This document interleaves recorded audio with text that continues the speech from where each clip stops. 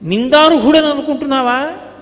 నేను నిందార్హుణ్ణి కాను. అహంకారం పైకొస్తోందనుకోండి ఒప్పుకోకుండా, పోన్లే నువ్వు నిందార్హుడివి కాదు. నిజంగా చెప్పు, నువ్వే తప్పులు చేయలేదా జీవితంలో? ఈశ్వరా చేశాను, దానికి ఇలా నీకు పరిష్కారం చేశాను, అక్కడతో పోయింది నీ పాప ఫలితం, ఊరుకో. చాలా సంతోషం ఈశ్వర. ఇప్పుడు కోపం ఎక్కడ పైకి ఊబికింది? ఉబకదు, పగ వైపుకి తిరగదు, భగవత్తత్వం వైపుకి తిరిగిపోతుంది. పరమ ప్రశాంతంగా ఉండగలుగుతాడు. అందుకే ప్రశ్న ఈశ్వరుడి వైపుకి తిప్పేటట్టు వచ్చిందనుకోండి, ప్రేమ లోపల నుంచి జనిస్తుంది. ప్రేమ సమస్త పరిష్కారములకు కారణము. ప్రేమ చేత జయించలేనిది లేదు. ప్రేమ ఉన్న చోట శాంతి లేకపోవడం ఉండదు.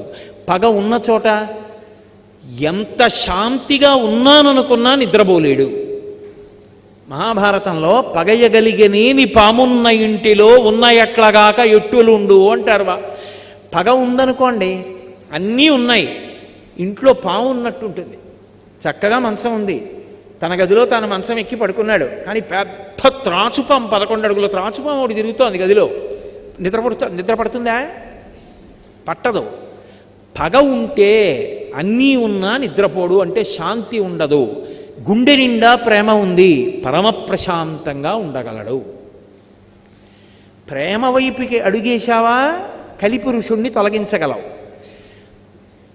కోపం వైపుకి అడిగేశావా, పరిష్కారం ఉండదు, కలిపురుషుడి నోట్లోకి వెళ్ళిపోతావు. ఎటు వెళ్ళాలనుకుంటున్నావు? నీ సాధన బట్టి ఉంటుంది, నీ తొట్టుబాటు దిద్దుకోవడంలో ఉంటుంది.